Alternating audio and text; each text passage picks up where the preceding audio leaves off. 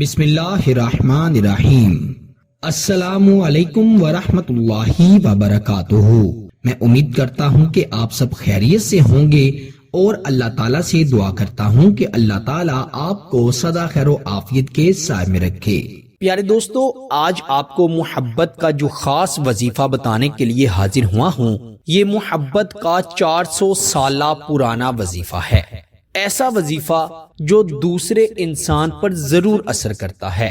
میں تو یوں کہوں گا کہ اس کا اثر کسی پر نہ ہو ایسا ہو ہی نہیں سکتا۔ آپ کو لگتا ہے نا کہ وہ شخص بڑا ڈھیٹ ہے، وہ ایسا سخت ہے کہ اس پر کسی چیز کا اثر نہیں ہو رہا، بڑے وظیفے پڑھے، بڑے عملیات کیے بھی، کروائے بھی، لیکن اس شخص پر کوئی اثر نہیں ہوا، وہ میری طرف لوٹ کر نہیں آیا، تو میں لکھ کر دے سکتا ہوں، اگر آپ نے خلوص نیت سے اور اللہ تعالیٰ پر یقین کامل سے اس وظیفے کو پڑھ لیا تو ایک مرتبہ پڑھنے سے ہی سخت دل انسان آپ کی طرف لوٹ کر ضرور آئے گا۔ اگر کوئی شخص آپ کو چھوڑ کر چلا گیا ہے اور آپ نے بڑے ترلے منتیں کیے ہیں، بڑے جتن کر چھوڑے ہیں، لیکن اس شخص پر کوئی اثر نہیں ہو رہا، تو میرے اللہ کے فضل و کرم سے وہ شخص اس وظیفے کی برکت سے واپس لوٹ کر ضرور آئے گا۔ وہ آپ سے خود کہے گا کہ مجھے تم سے محبت ہے۔ ایک مرتبہ اس وظیفے کو آپ نے ضرور آزمانا ہے، انشاءاللہ اس کا آپ کو اتنا زیادہ فائدہ ہوگا کہ آپ پریشان ہو جائیں گے کہ پہلے آپ کو یہ وظیفہ کیوں نہیں ملا۔ میرے پیارے بھائیوں اور میری بہنوں، وہ شادی شدہ جوڑے جن کے درمیان لڑائی جھگڑے ہیں، مسائل چل رہے ہیں، وہ اس وظیفے کو ضرور پڑھیں۔ کیوں؟ سب سے پہلی بات تو یہ ہے کہ شادی شدہ جوڑوں میں مسائل کیوں پیدا ہو جاتے ہیں؟ ان میں صبر نام کی چیز ہی نہیں ہوتی۔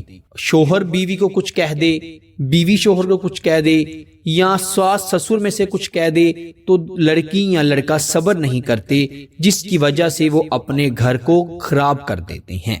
اگر آپ اپنے شوہر کو اپنی مٹھی میں کرنا چاہتی ہیں، ساس کو، سسر کو، دیورانی جٹھانی کو، نندوں کو اپنے قبضے میں کرنا چاہتی ہیں، ان کے دلوں میں اپنے لیے محبت اور عزت پیدا کرنا چاہتی ہیں، تو اس وظیفے کو ایک مرتبہ ضرور آزمائیں۔ ساس سسر سسرال والے جتنے بھی اشخاص ہیں، تمام آپ کی عزت کریں گے، آپ کے نخرے اٹھائیں گے، آپ کے آگے پیچھے پھریں گے، اور یہ صرف باتوں سے نہیں بلکہ انشاءاللہ اس کا اثر آپ دیکھیں گے۔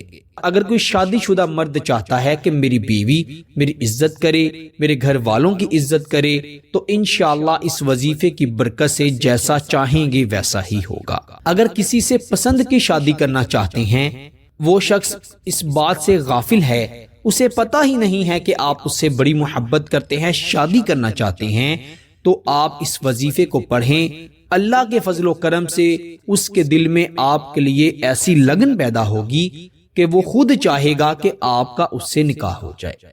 وہ کوشش کرے گا، کسی نہ کسی طرح سے آپ تک یہ بات لے کر آئے گا، آپ سے اپنی محبت کا اظہار و اقرار کرے گا۔ یہ اتنا طاقتور وظیفہ ہے۔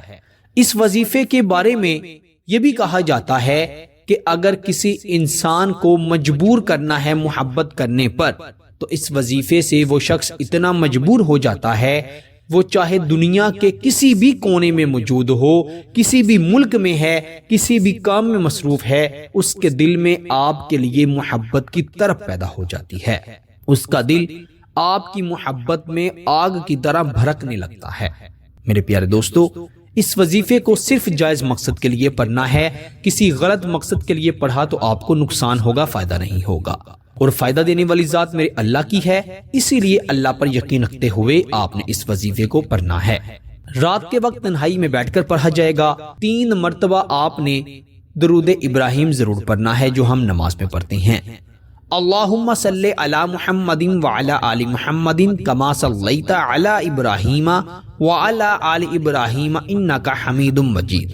اللہم بارک علی محمد وعلی آل محمد کما بارکت علی ابراہیم وعلی آل ابراہیم انک حمید مجید۔ 3 مرتبہ درود ابراہیم پڑھ لیا، پھر آپ نے سورہ یوسف کی یہ آیت مبارکہ ہے، یا مقلب القلوب واللہ المستعان علی ما تصفون۔ ایک مرتبہ آپ نے اس کو پڑھا، ایک مرتبہ اپنے محبوب کا نام لیا اور اپنی آنکھیں بند کر کے اس کا تصور کر کے اس پر پھونک مار دی۔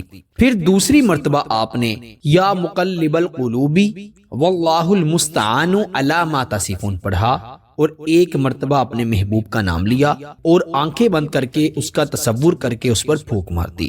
70 مرتبہ آپ نے یہ آیت مبارکہ پڑھنی ہے۔ 70 مرتبہ ہی آیت مبارکہ پڑھنے کے بعد اس شخص کا نام پکارنا ہے اور آنکھیں بند کر کے تصور میں اس پر 70 مرتبہ ہی پھونک مارنی ہے۔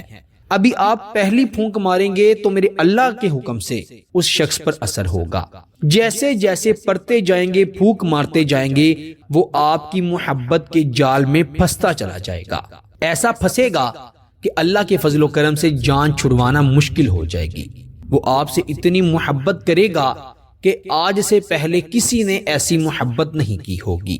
اگر وہ چھوڑ کر جانے سے پہلے جتنی محبت کرتا تھا اس سے زیادہ محبت نہ کرے تو مجھے آ کر پکڑ لیجئے گا۔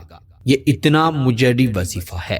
میرے پیارے دوستو، یہ وظیفہ پہلے ہی دن، بلکہ پہلے ہی دن کیا، جیسے جیسے پڑھتے جائیں گے یہ اثر دکھاتا جائے گا۔